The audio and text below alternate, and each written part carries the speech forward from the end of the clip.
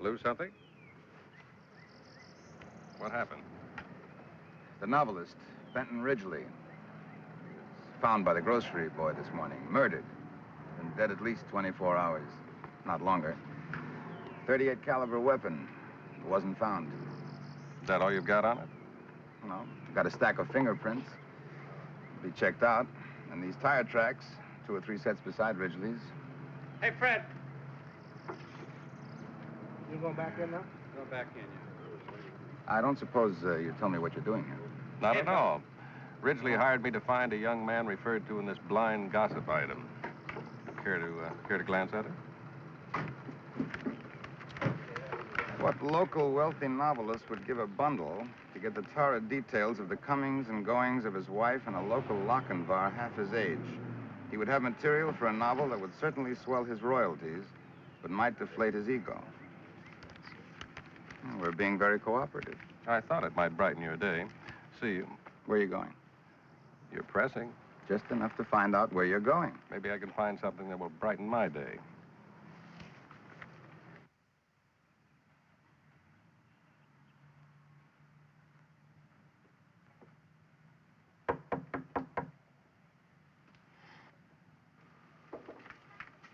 Mrs. Madeline Ridgely? Yes? My name is Gunn. Come in, Mr. Gunn. Mrs. Ridgely is expecting you. Thank you.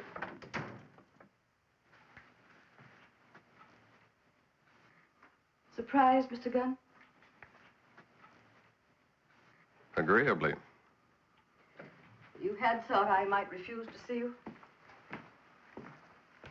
The thought had occurred to me.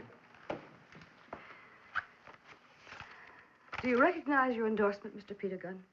I do. It's the check that your husband gave me. What did Benton pay you to do? Run down the truth on this. There are many wealthy novelists. Apparently, your husband had no misgivings as to who was the wife. You don't have to tell me that. I remember the night very well. I tried to convince him otherwise, but he flew into a rage when he read it. He disappeared. Hid out in his mountain cabin. And that's the last I've seen of him. I hope you can prove that, Mrs. Ridgely. I'd like to see anyone disprove it. And don't be surprised if you find yourself a #1 suspect. Oh? Very well. And how does that concern you? Well, under the circumstances, I feel obligated to your late husband. The least I can do is attempt to find out why he was killed and by whom. Well, don't expect any help from me. I have complete confidence in the capabilities of our police. Furthermore, I resent your apparent acceptance of Benton's interpretation of that gossip item. Good day, Mr. Gunn. I'll see you to the door.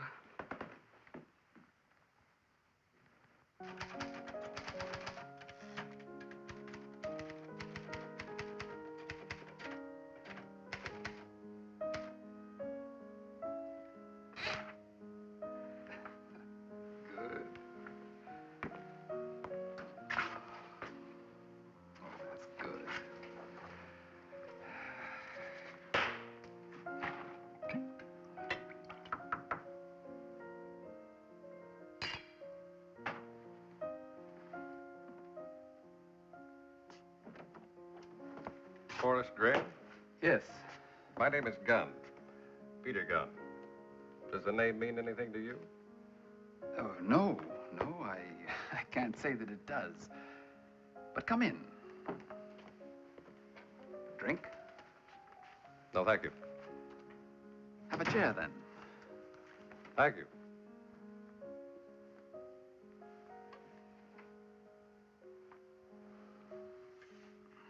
What can I do for you?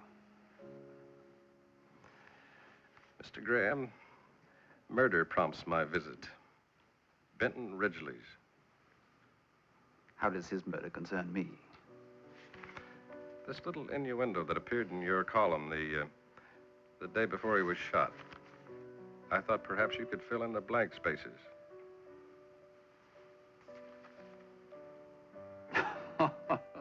That. No, I'm afraid it wouldn't be ethical, Mr. Gunn. Gunn, yes. No, it wouldn't be ethical. Neither is murder. Mr. Graham.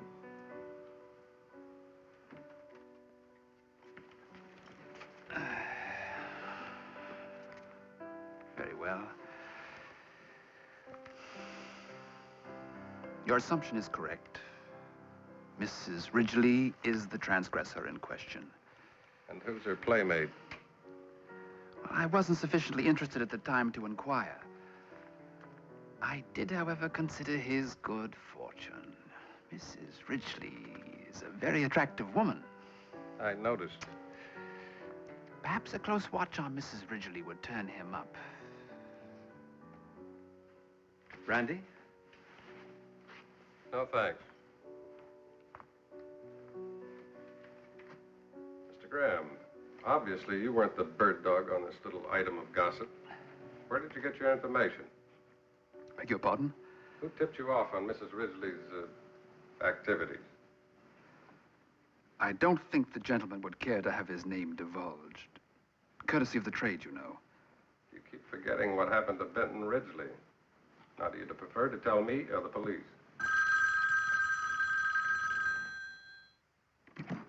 Yes? Boris Graham? Yes, who is it? Lieutenant Jacoby, police. We'd like to ask you a few questions. Can you come down to headquarters, or should we send somebody to get you? You don't have to call for me. I'll come down. At the moment, though, I happen to have a visitor. Perhaps you know him, Peter Gunn. I know him. Put him on. It's for you.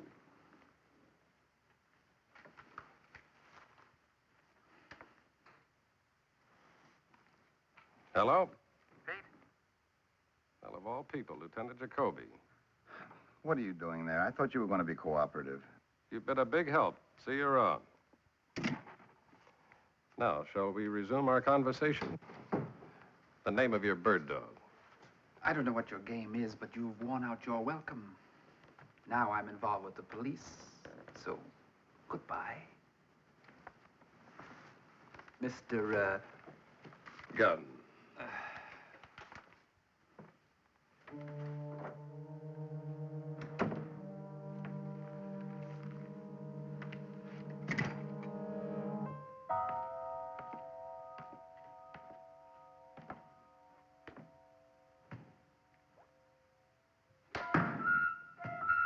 Golf. Oh, hi, Pete. What are you up to? Well, I'm running out of suckers. Gotta make me a living. Say, you know, I have a whole new theory about this game. Really? I have a baseball grip, a golfing stance, a real flat golf swing. Follow through, and it's perfect. How's it working out? The money-making part. Oh, great. I have a whole new flock of eager pigeons. Say, you ever get mixed up in a real red-hot Nassau? It's been quite a while. You know, with my high handicap, it's like having your own slot machine. Must be tough finding pigeons on the public golf course. Sure, but you're looking at the newest member of the very private Four Oaks Country Club. Sounds exclusive. Yeah. In fact, they have restrictions on everything except guys under 4 feet tall. Hey, you want to try it? Fine. Oh, wait. We better get another club here. Here's a 7-iron. 7-iron. Yeah, Okay. go right ahead. Oh, wait a minute. You got to straddle a ball. That's Right. it. That it? That's it. That's not bad. Let me see your hand. Well, Something wrong with the well, grip? I can't see. Let me take a look in here now. I mean, well, it's not bad. You have an overlapping grip. Keep your thumb right up there. Right. That's it. And these V shapes. Right even with the shoulders. I got You got it. that? Yep. Oh, good. Don't swing yet. Wait a minute. Okay, keep your eye on the ball. Slow, deliberate backswing. That's it. Very good. Thank you. Very good. In fact, you might become a member of our club yourself. What's on your mind, Pete? Forrest Graham, the gossip columnist. Ever heard of him?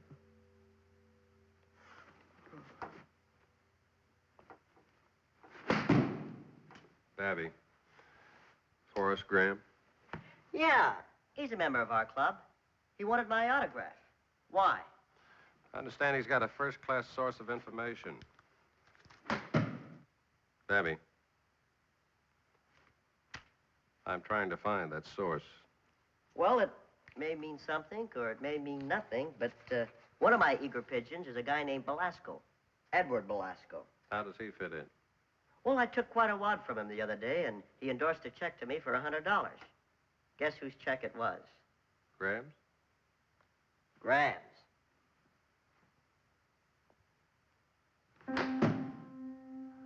Where do I locate Belasco? What's the matter with you private eyes? Don't you have a membership list? Check your roster. He must have a handicap.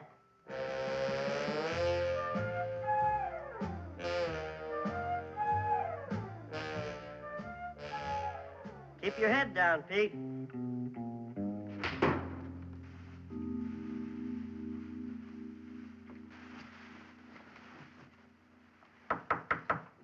Yeah? Mr. Gunn? That's right. Yeah, I was ironing some shirts. Oh, I see. For my size, the laundry's charged double. Sit down. Thank you. How did you know my name? Graham called me. I've been expecting you ever since you called on Madeline Bidley. Go on. My business is minding other people's, Mr. Gunn, just as yours is. However, I'm not a public servant, but a private enterprise. I'm much more concerned with capital gain than capital punishment. Yeah, well, everything's pretty expensive these days, including new acquaintances. What are you selling, Belasco? A villain, Mr. Gunn. Cheap. Oh, I'd like our dealings to be pleasant, so I won't be too hard on you. Like how cheap? Oh, say, 100. Is well worth it? All right, let's have it. I might say the same. How's that? Oh.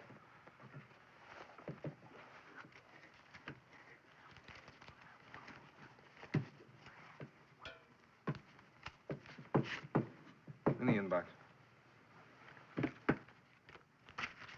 There's a supper club. River Drive. The Willows. Good food. Weak drinks and some rather pleasant music. If you like the harp.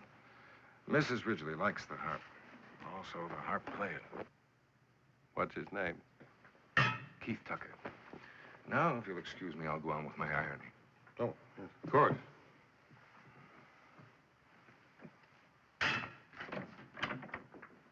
Say, tell me, do you starch the collars? Of course. Figures.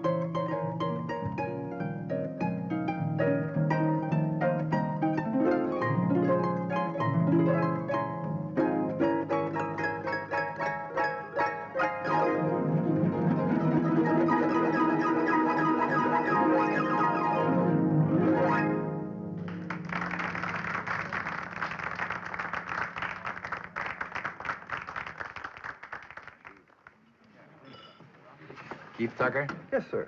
you're under arrest. Suspicion of murder.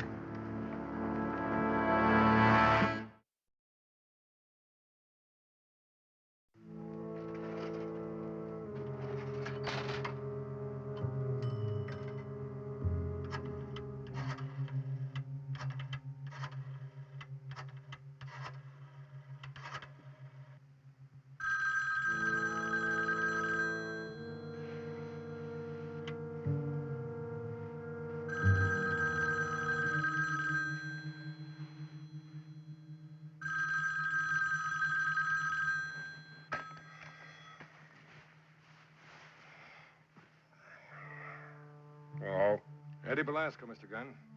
I gotta meet you. can it wait? I understand the police have arrested Keith Tucker. Didn't you expect it? They got the wrong man. Where are you? Central warehouse area. Foot of Water Street. And make sure you're not followed, huh? Yeah. It better be good. It is good.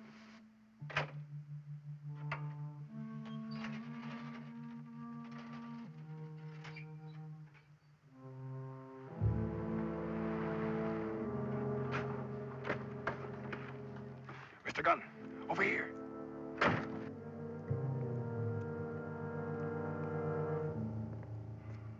What have you got? A killer. You want him? How expensive is it? 500. Good night. Who? 2, you get it in the morning. You would? You've got it. John Craven. John Craven. Yeah. Mrs. Ridgely's first husband. They've been plotting this a long time. What about Keith Tucker? He's just been a pawn in their game. The flirtation, gossip, getting me to put you onto him. That's what made me so suspicious. Why are you telling me this now? To save my skin.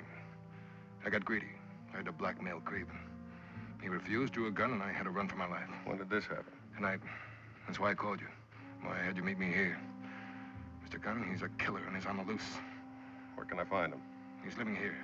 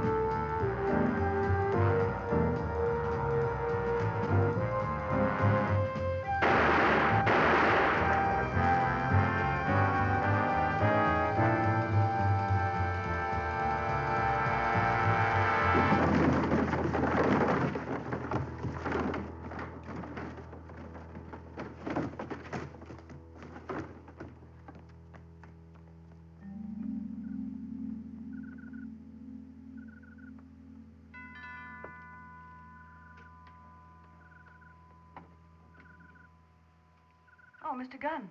Mind if I come in? Not at all. Come in. We'll go in the living room.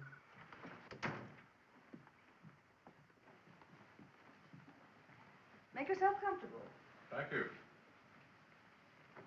Well, would you like some coffee? No, thank you.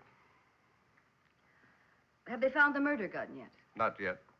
But someone tried to kill me with it tonight. How do you know it's the same gun? I'd make a bet. It killed a man by the name of Belasco. The private detective? I didn't know you knew him. Now you know.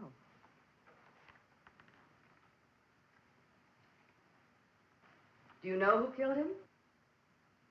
A man named John Craven.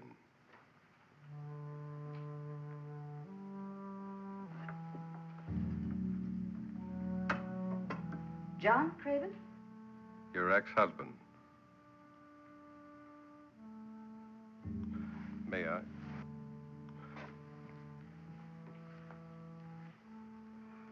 Are you serious? Very. Where is he? Where is he? Well, I haven't seen John in nearly 15 years. That's surprising. He's been living right here in the city. Oh, you're being absurd. Really? Where is he, Mrs. Ridgely? I want you to leave, Mr. Gunn. Mrs. Ridgely, the man that killed Belasco tried to kill me 20 minutes ago. I must say I feel no remorse whatsoever. I got lucky. He's wounded. Well, look for a man with a gunshot wound. I didn't want to search your house, but if you insist... I insist upon your leaving here immediately. I'd like Mr. Gunn to stay.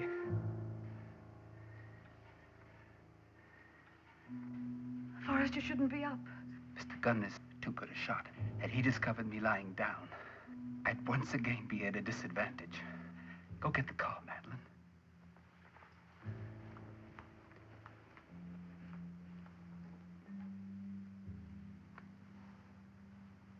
I'm lucky. You weren't lacking in marksmanship when you killed Belasco. I took my time. He was a robust target. When did you change your name? When I came here to live. I'm afraid I'm going to have to eliminate you, Mr. Gunn. Belasco was a meddler. I would have found out sooner or later. Stay there. Your intuitiveness will be short-lived. So, it was you that planted that blind item to make Ridgely jealous, huh? Exactly. Then Mrs. Ridgely makes herself available to Tucker. Once Tucker's on the hook, she sends him up to the mountain cabin to ask Ridgely for her freedom. It's crude. It's exact. You're waiting. You shot Ridgely. And that was that. What were you and Mrs. Ridgely going to do with all those royalties? What do you think anyone does with $1 million? Ridgely was jealous and miserable. Graham, I don't think you're going to have a chance to spend that $1 million. You don't know me